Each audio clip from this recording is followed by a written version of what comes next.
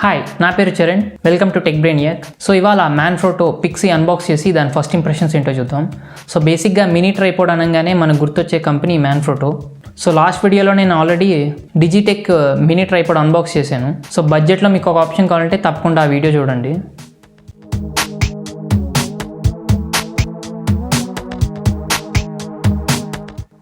So ఇప్పుడు Manfrotto unbox చేసి నాకు డిజిటెక్కి దీనికి కంపేర్ చేస్తే ఏమేమి డిఫరెన్సెస్ అనిపించే మాట్లాడతాను.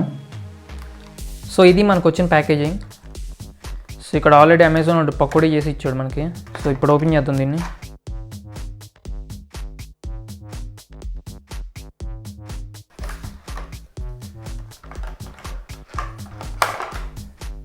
సో ఇది మన మినీ ట్రైపోడ్.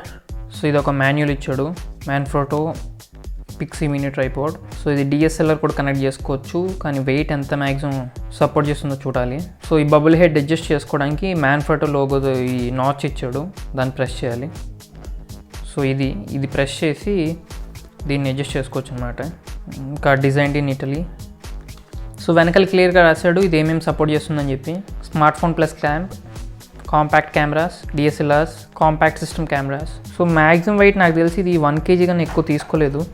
సో ఇది ఉన్న సైజ్కి ఇది చాలా వెయిట్ ఉంది. సో ఇది చాలా హార్డ్ ప్లాస్టిక్. ఇది హాలో షెల్ కాదు, డొల్ల కాదు, ఇది మొత్తం హార్డ్ ప్లాస్టిక్ ఇచ్చాడు. సో మీకు సౌండ్ వినిపిస్తుంది చూడండి. సో మీకు తెలుస్తుంది అనుకుంటే ఇది ఎంత హార్డ్ ప్లాస్టిక్ ఇచ్చాడు.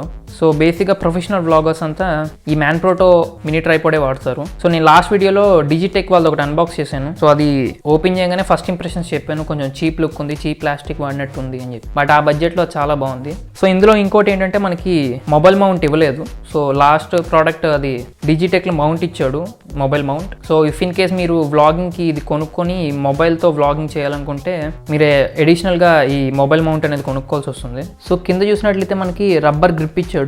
సో యాంటీ స్కిడ్ కింద స్లిప్ అవ్వకుండా మనకి గ్రిప్ ఉంటుంది. ఏదైనా వెట్ సర్ఫేసెస్ మీద అది పెట్టినా, లేకపోతే కొంచెం మరీ స్మూత్ ఉన్న సర్ఫేసెస్ మీద పెట్టిన ఫ్రిక్షన్ కోసం.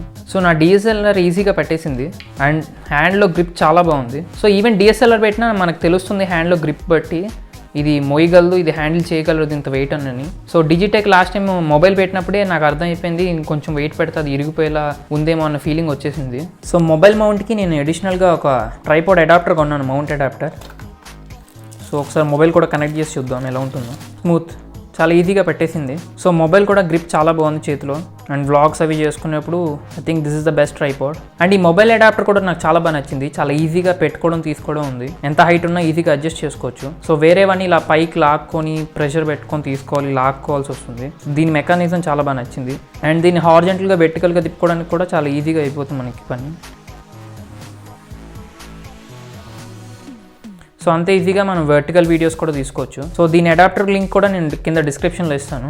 సో ట్రైపోడ్ అయితే బాగుంది, DSLRకి మొబైల్కి అన్నిటికీ సెట్ అయ్యింది.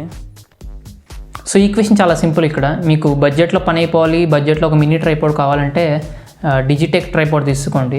మీరు ఒకసారి ఆ వీడియో చూస్తే మీకు ఒక క్లారిటీ వస్తుంది తీసుకోవద్దు అని చెప్పి. అది పైన కార్డ్స్లో ఇంకా కింద డిస్క్రిప్షన్లో కూడా యాడ్ చేస్తాను.